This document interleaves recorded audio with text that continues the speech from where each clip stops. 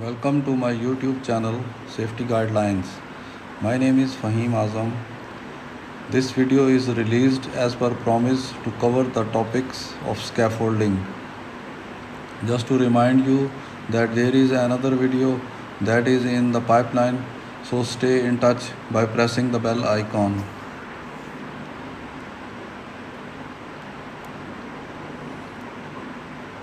A brief note. Why are there so many different types of scaffolding?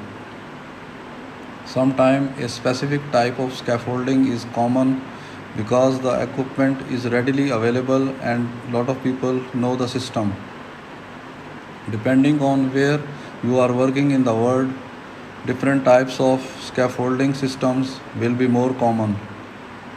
In some countries, aluminium scaffolding is becoming more common since aluminium is lighter than steel and most scaffolding has to be manually lifted to be put in place. Lighter scaffolding means that the scaffold can be built faster, which reduces labor cost. While in some countries, aluminium is expensive and labor is much more affordable, so wooden poles and bamboo is fairly common. In next slides, you will find more information about each type of scaffolding, including common applications and where they are commonly used around the world.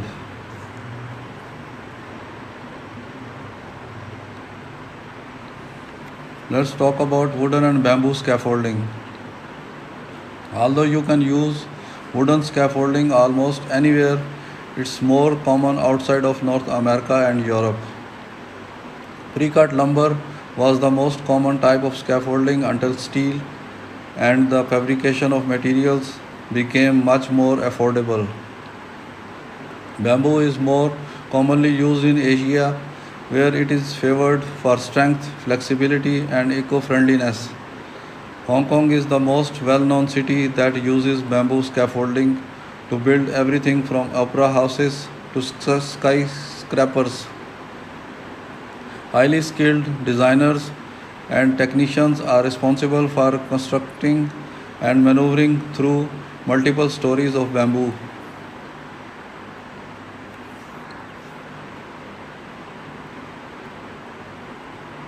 Tube and clamps scaffolding. This is one of the earliest types of steel scaffolding and consists of two parts, including the tubes and clips, sometimes called couplers. The idea is really simple, and one reason why it is so popular is because of the ease in erecting and disassembly. To erect the scaffold, you need to connect tubes together to make long runs and then connect the verticals and horizontals through with clamps built specifically for these tubes. This system is very flexible as you can place the verticals wherever you need them. Where other types of scaffolding don't easily form to odd shapes, tube and clamp scaffolding can be adapted to round, straight, or irregular buildings. The steel in this type of scaffolding is specially designed to protect against rust and corrosion, meaning it is good choice for regions with harsh weather.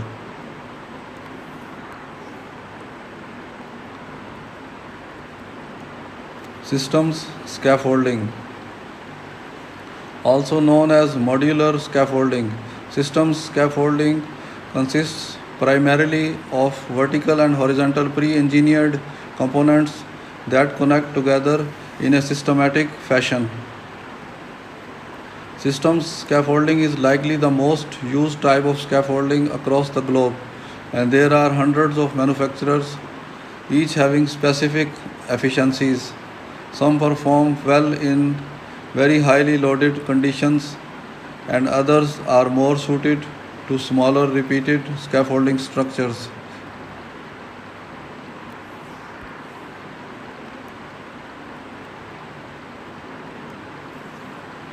Frame and brace scaffolding. very common for residential and commercial applications in North America and Europe. This type of scaffolding consists of frames, braces, planks, and bases. This scaffolding this scaffold is very light and can be erected very quickly. It's important to note that this type of scaffolding is not as strong as system scaffolding. Frame and brace scaffolding is commonly used in small scale projects where scaffolding could be made mobile.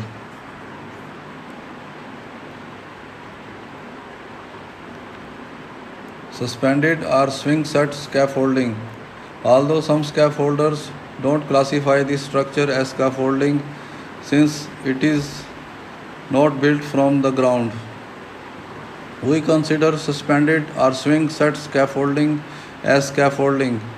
After all, its main purpose is to support scaffolders and their supplies. This type of scaffolding consists of a platform that is suspended by a cable system that allows the platform to climb up and down to various heights. Suspended scaffolds can provide significant savings on very tall structures that need light duty access, like ongoing building maintenance and small improvements. Its most common use is to clean window glasses of high rise buildings.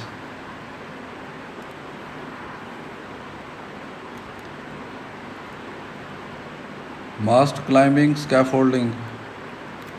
Similar to suspended scaffolding, a mast climber can extend to various heights. Instead of hanging from wires, this scaffold can climb up and down on fixed mast structures that are placed on the ground. This type of scaffolding is favored by scaffolders who need to support heavy loads. Where there is a brick or block wall that needs to be built, you will often times see mast climbing scaffolding as it can be adjusted to get to various heights in small increments.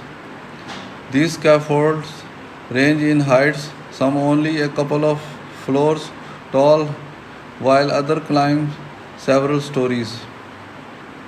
Since mast climbers don't require a significant amount of space at the base of the structure, they are ideal for projects with limited ground area.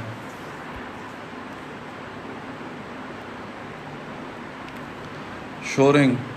Whenever you see a concrete slab for a building floor, the concrete was almost certainly poured on top of a foam in order to hold the liquid concrete until it cures into a solid that can support itself.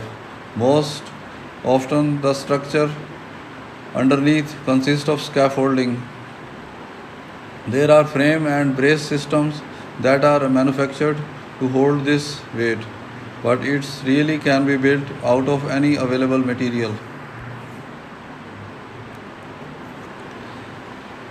Thanks for watching my video. Do remember to subscribe my channel. Press the bell icon to receive notification regarding latest safety topics. Like, comment and share my videos to encourage me and my team. Have a good time. See you in the next clip. Till then, goodbye.